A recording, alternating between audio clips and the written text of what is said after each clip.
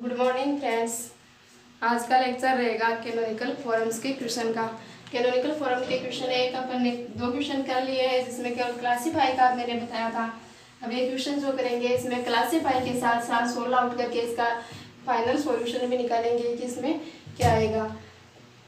First question किया था उसमें सिर्फ अपन क्लासीफाई जब किया था वो तो उसमें सारी वैल्यू कांस्टेंट के रूप में आ रही थी, यानी न्यूमेरिकल वैल्यू आ रही थी। और जो सेकंड क्वेश्चन किया था उसमें वेरिएबल्स के रूप में वैल्यू आ रही थी आर एस टी की, तो उसे वो अपन एरिया के हिसाब से डिफाइन किया था कि कौन सी कंडीशन फॉलो करेगा।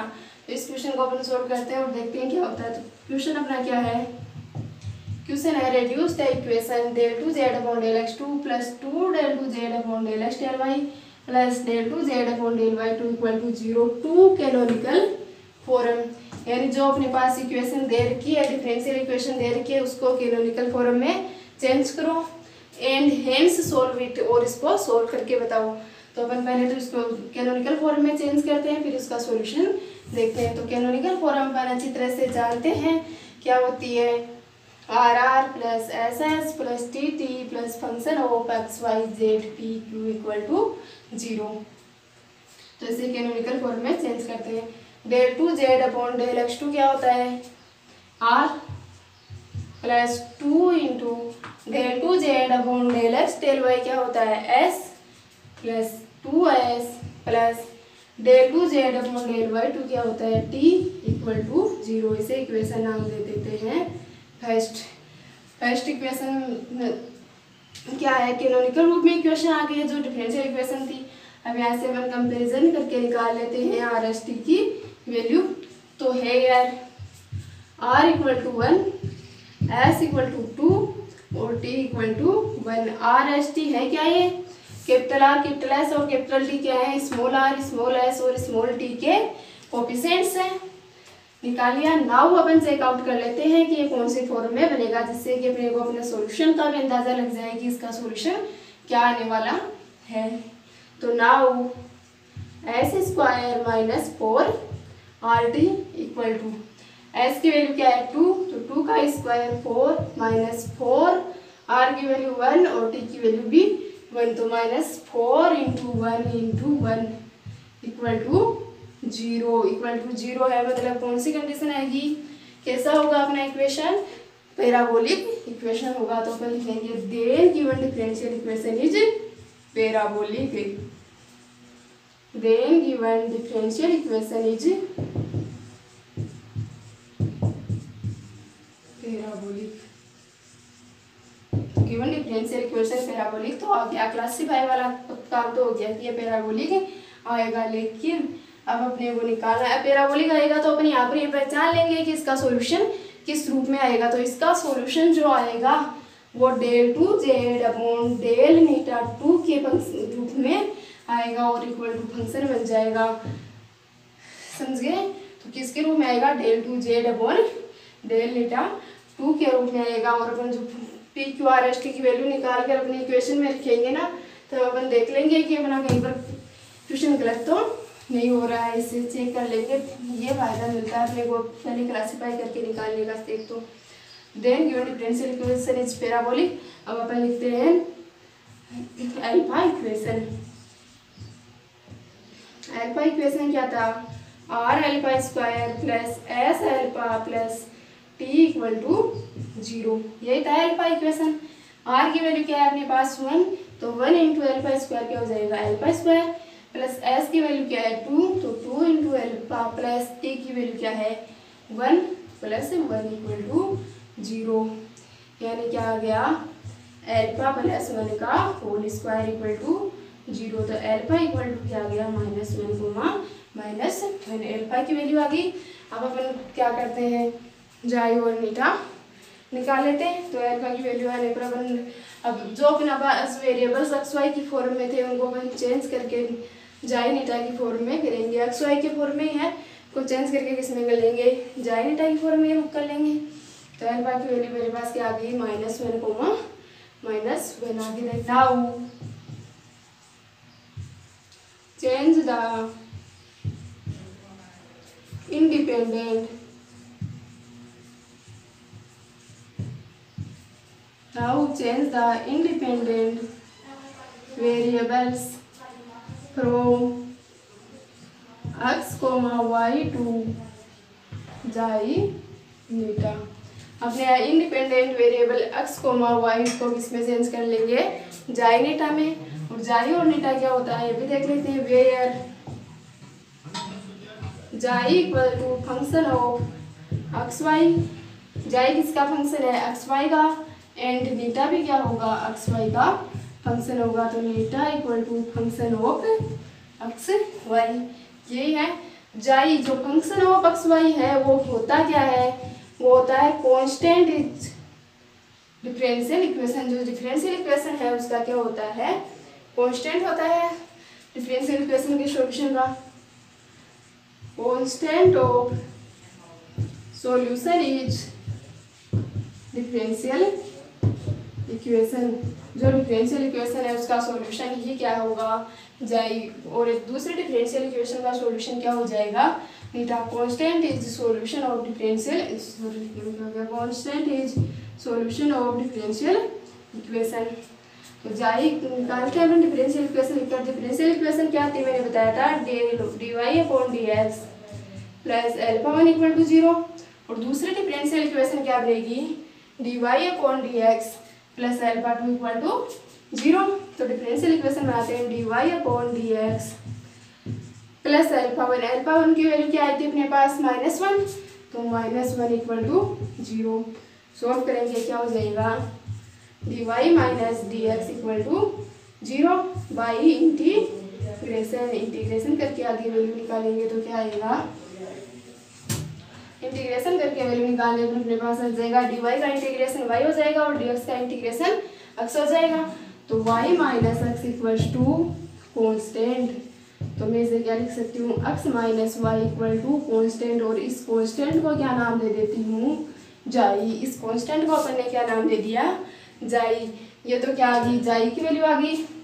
अब मैं लेट निकाल लेती हूँ नीटा की वैल्यू भी, या फिर यहीं से पहले del xi upon del x और del xi upon del y चाहिएगा अपने, वो निकाल लेते हैं। Del xi upon del x क्या हो जाएगा 1 और del xi upon del y क्या हो जाएगा -1। अब लेट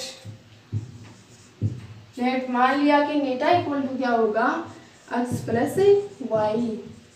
नीटा इक्वल टू क्या आ जाएगा, एक्स प्लस वाई। तो del eta upon del x की वैल्यू क्या हो जाएगी 1 और del eta upon del Y की वैल्यू भी क्या हो जाएगी +1 आ गई। अब अपने को क्या करना है, अभी अपने पास आर एस और टी है, इनकी वैल्यू निकाल के क्वेश्चन में पुट करनी है। तो आर एस टी की वैल्यू निकालने के लिए अपन जानते हैं अच्छी तरह से, पहले किसकी वैल्यू निकालनी पड़ेगी अपने को, पी और क्यू की। क्योंकि पी क्या होता है, del Z upon del x और क्यू क्या होता है, del Z upon del y. और आर क्या होता है, del two Z upon del x two. तो del two Z upon del x two करने के लिए किसकी जरूरत पड़ेगी, पी की, डेल अपॉन डेल एक्स की। और एस क्या होता है, del two Z upon del X del Y. तो उसको निकालने के लिए पी और क्यू की दोनों की जरूरत पड़ेगी। और टी होता है del two Z upon del Y two, उसके लिए किसकी जरूरत पड़ेगी अपने को, क्यू की। तो आर एस टी निकालने के लिए पहले क्या निकालना पड़ेगा अपने को, पी और क्यू। तो मैं सोल्व करती हूँ। नाउ P इक्वल टू अपन जानते हैं क्या होता है, del Z upon del X, del Z upon del X. लेकिन अब जेड एक्स का फंक्शन न रहकर किसका फंक्शन हो गया है, जाई और नीटा का। तो क्या बनेगा, del Z upon del xi dot del xi upon del x plus del Z upon del eta dot del eta upon del x. तो small p equals to del upon del x, यहाँ से अपन del upon del x निकाल लेते हैं, equal to क्या हो जाएगा, del Z upon del x यानी small p। Del Z upon del xi ऐसा रहेगा, del xi upon del x की वैल्यू क्या है अपने पास 1। तो 1 into del Z upon del xi क्या हो जाएगा, del Z upon del xi. Del Z upon del eta ऐसा ही रहेगा और del eta upon del x की वैल्यू भी क्या है अपने पास +1। तो ये क्या हो जाएगा, del Z upon del eta. ये किसकी वैल्यू आ गई अपने पास, पी की। अब मैं निकाल लेती हूँ इसकी वैल्यू क्यू की। तो क्यू क्या होता है, del Z upon del y. इसका मतलब del Z upon del xi dot del xi upon del y plus del Z upon del eta dot del eta upon del y.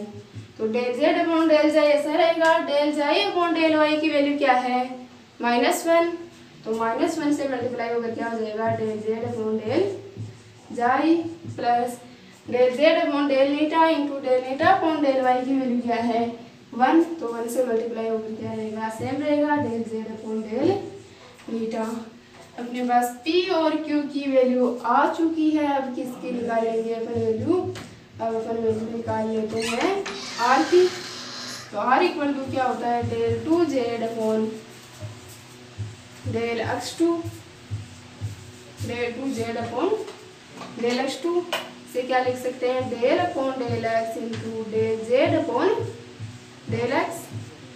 Del upon del x की value क्या रहेगी, यहाँ से निकालेंगे del upon del x की value तो क्या आएगी, del upon del xi plus del upon del eta. तो इक्वल वैल्यू पुट करते हैं, डेल अपॉन डेल x की करते हैं पहले, del upon del xi plus del upon del eta into del Z upon del xi plus del Z upon del eta.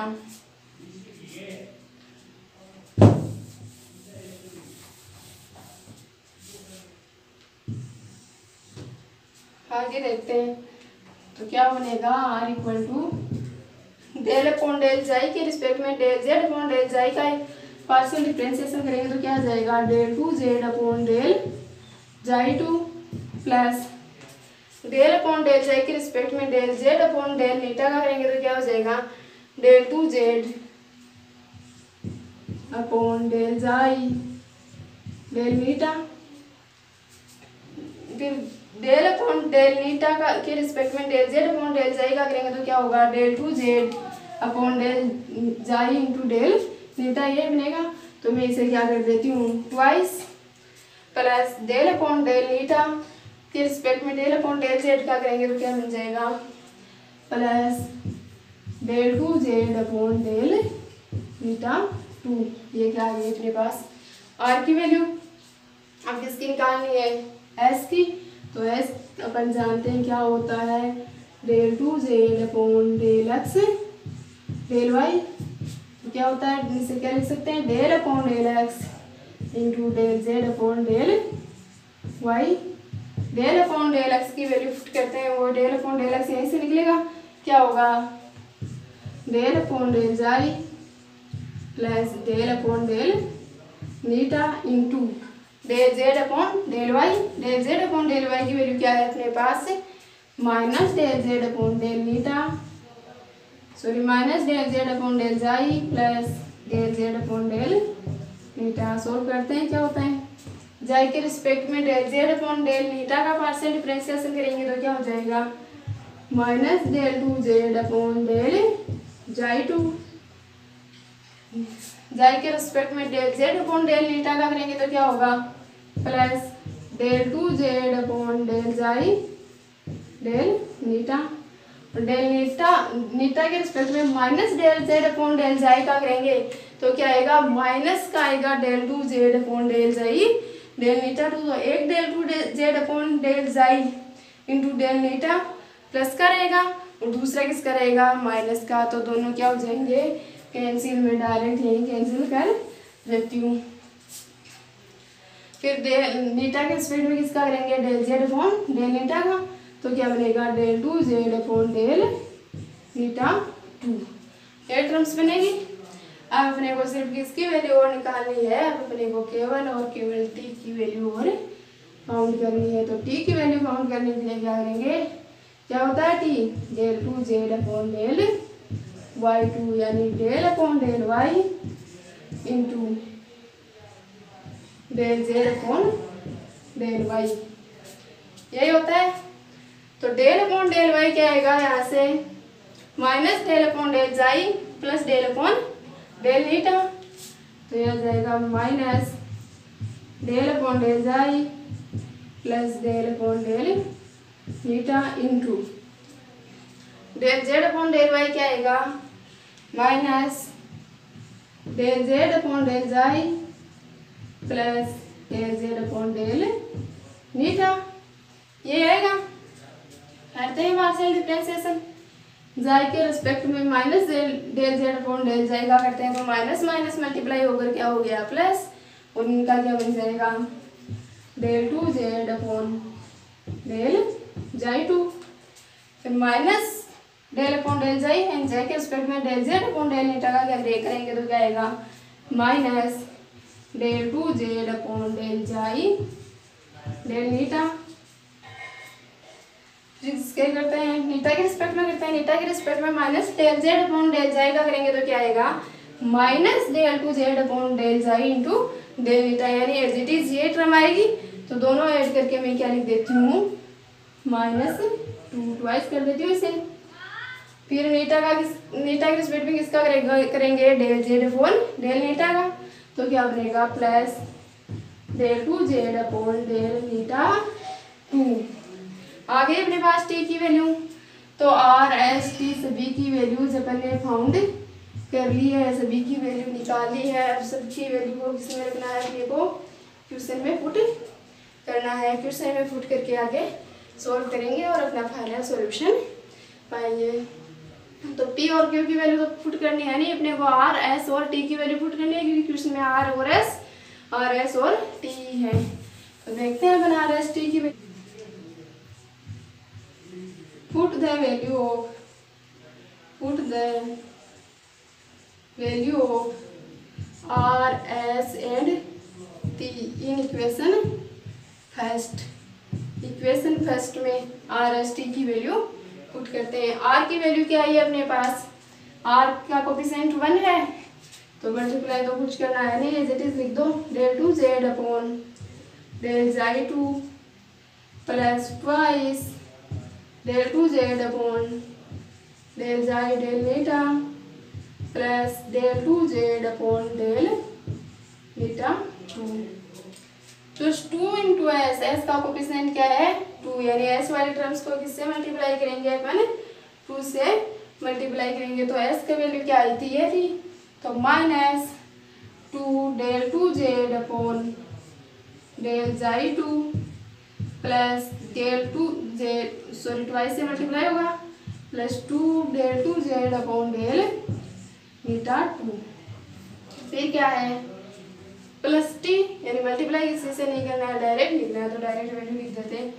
Plus T की value है del two Z upon del xi two minus 2 del two Z upon del xi del eta plus del two Z upon del eta two equal to 0। Solve करते हैं,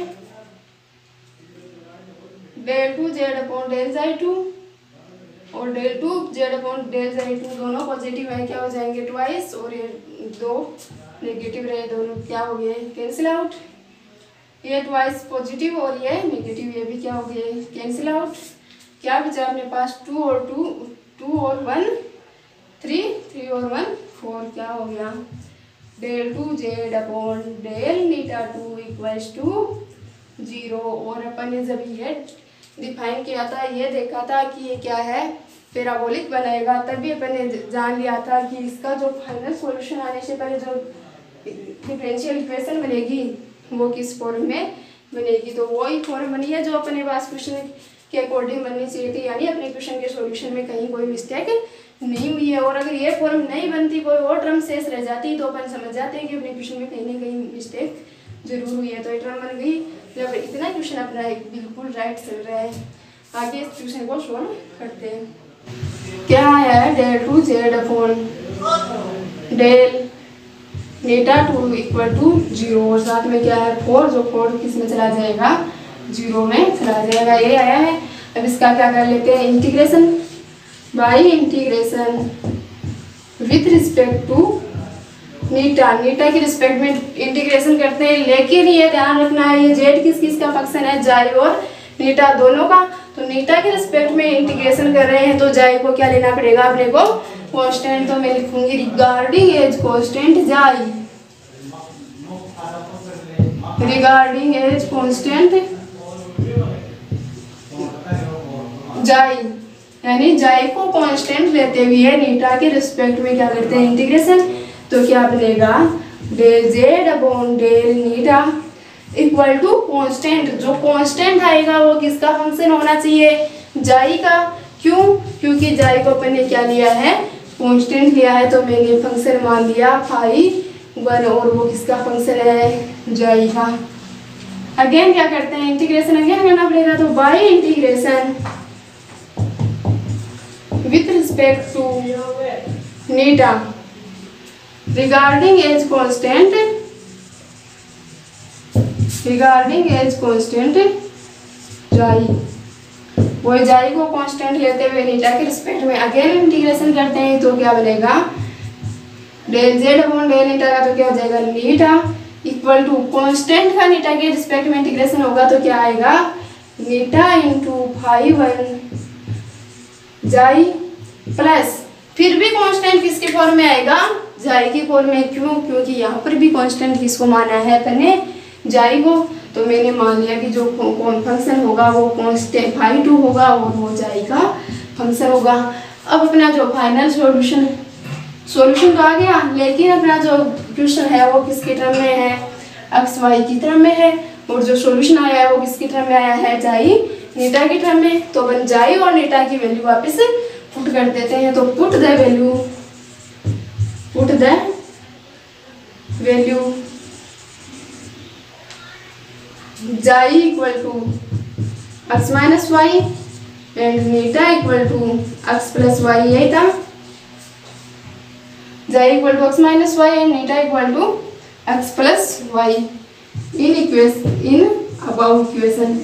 ऊपर वाली equation में अपन जाई और नीटा की वैल्यू पुट करते हैं, देखते हैं जाई और नीटा की वैल्यू पुट करने पर क्या होता है। जेड इक्वल टू नीटा की वैल्यू क्या है अपने पास एक्स प्लस वाई, फाई 1 जाई, तो फाई 1 जाई की वैल्यू क्या है X minus Y plus phi 2 xi, phi 2 जाई की वैल्यू क्या है एक्स माइनस वाई, यही आई है अपने पास। तो फाइनल सॉल्यूशन आ गया कि जेड इक्वल टू क्या होगा X plus Y, phi 1 X minus Y plus phi 2 X minus Y. तो कैनोनिकल फॉर्म का क्वेश्चन देखा जिसमें अपने को क्लासीफाई करने के साथ साथ इसको फाइनल सॉल्यूशन भी निकाल के देना था, सॉल्यूशन भी इसका करना था। तो कुछ नहीं है, जो मेथड बताया था उसको फॉलो करते जाएंगे। एल्फा इक्वेशन निकालेंगे, एल्फा इक्वेशन से जाई नीटा निकालेंगे, जाई नीटा निकालने के बाद में अपना जो जेड एक्स वाई का फंक्शन था वो किस में चेंज कर देंगे जाई नीटा के फंक्शंस में। और जाई नीटा के फंक्शंस में जब जेड जाई नीटा के फंक्शन में चेंज हो गया तो obviously P Q R S T की वैल्यू तो चेंज होनी है ही, और P Q R S T की सभी की वैल्यू निकालेंगे और जो जो वैल्यू अपने क्वेश्चन में चाहिए होती है वही निकालेंगे और उन सबको किस में पुट कर देंगे अपने क्वेश्चन में पुट करके सोल्व कर लेंगे। और जब अपन क्लासीफाई करेंगे तब ये तो समझ जाएंगे कि जो अपना आंसर बचेगा लास्ट में डिफरेंशियल इक्वेशन की फॉर्म में वो किस फॉर्म में बचना चाहिए। तो वहाँ पर डिफरेंशियल इक्वेशन में पहुँचते पहुँचते अपन पहचान जाएंगे कि इतना क्वेश्चन अपना फाइनली श्योर सही है, ये अपन कह सकते हैं। फिर आगे कुछ नहीं बचा, फिर आगे तो इंटीग्रेशन करना ही बकाया है।